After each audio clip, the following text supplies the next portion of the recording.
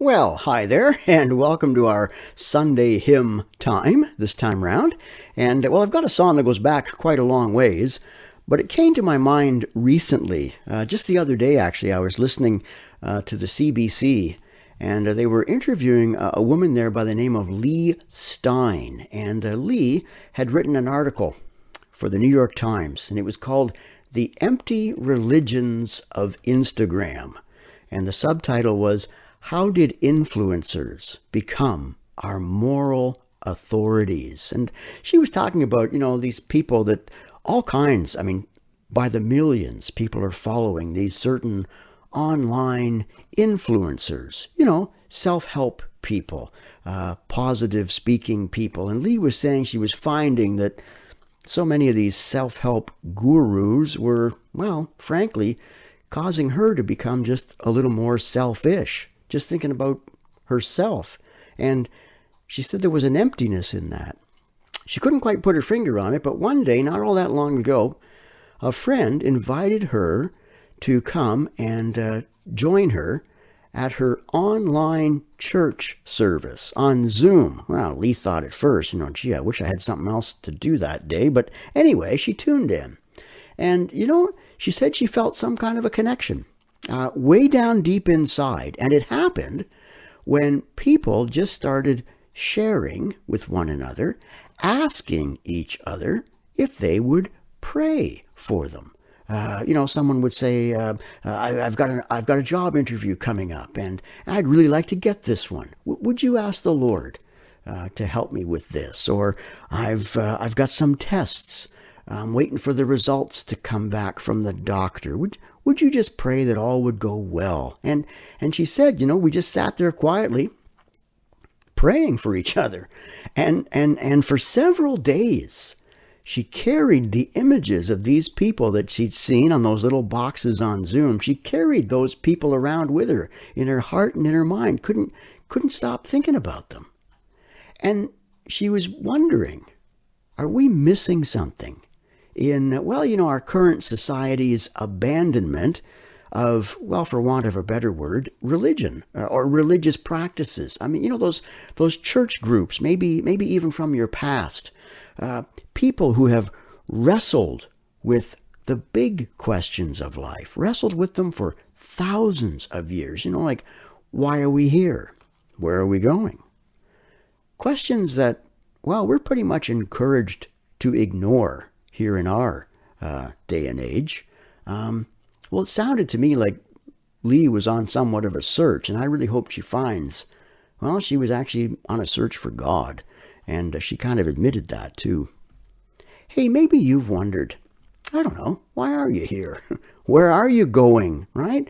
Maybe there's an emptiness that comes from, some of the self-help preachers, really is what they are, every bit as much as any televangelist. You ever felt a little empty somewhere deep down inside? You ever felt that, I don't know, maybe even someone might even be calling you to something beyond, something maybe from your past, something that maybe you're missing right now? Softly and tenderly Jesus is calling for you and for me. See, on the portals he's waiting and watching for you and for me. Come home,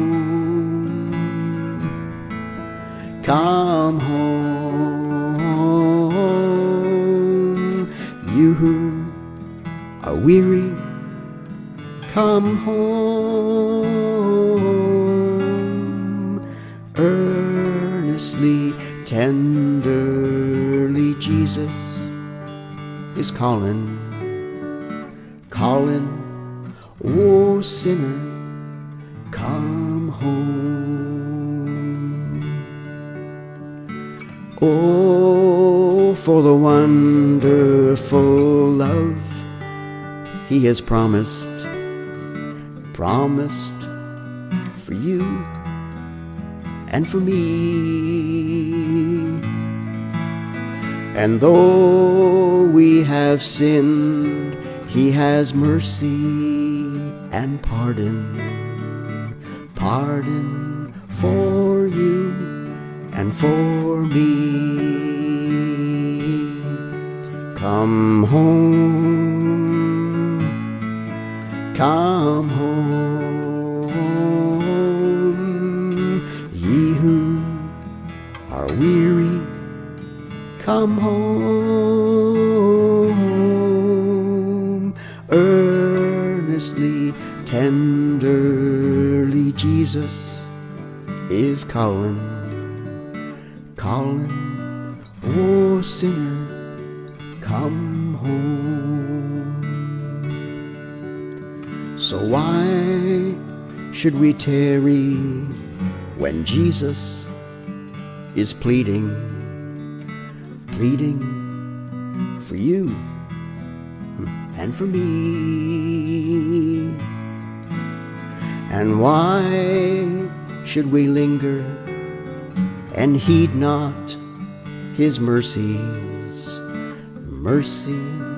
for you and for me? Come home, ye who are weary, come home.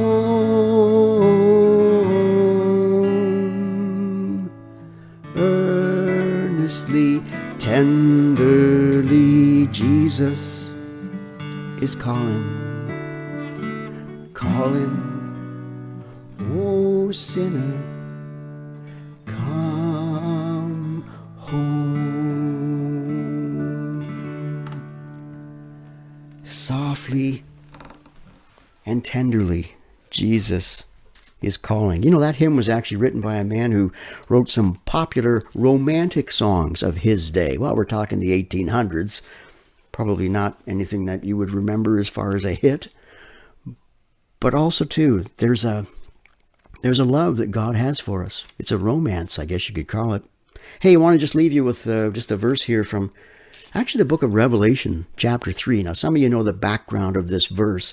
You know that Jesus is asking John to write to some churches of his day. And one of these churches, well, actually, Jesus isn't even in that church. He's outside the door, knocking on the door of a church. Can you imagine that? Well, I wonder how many churches have, I don't know, if the Holy Spirit isn't there anymore, would they even notice? Well, we have our order of service, we have all of our liturgy, we have all of our, would they even notice if he wasn't there? Take these words, though, as maybe a personal invitation for you of Jesus calling. He says, here I am. I stand at the door. Think of it as the door of your heart. He said, I stand at the door and knock. If anyone hears my voice and opens the door, I will come in and eat with that person and they with me. One of the most intimate things we can do is share a meal with one another, and aren't we just looking so forward to being able to do that again someday during this pandemic.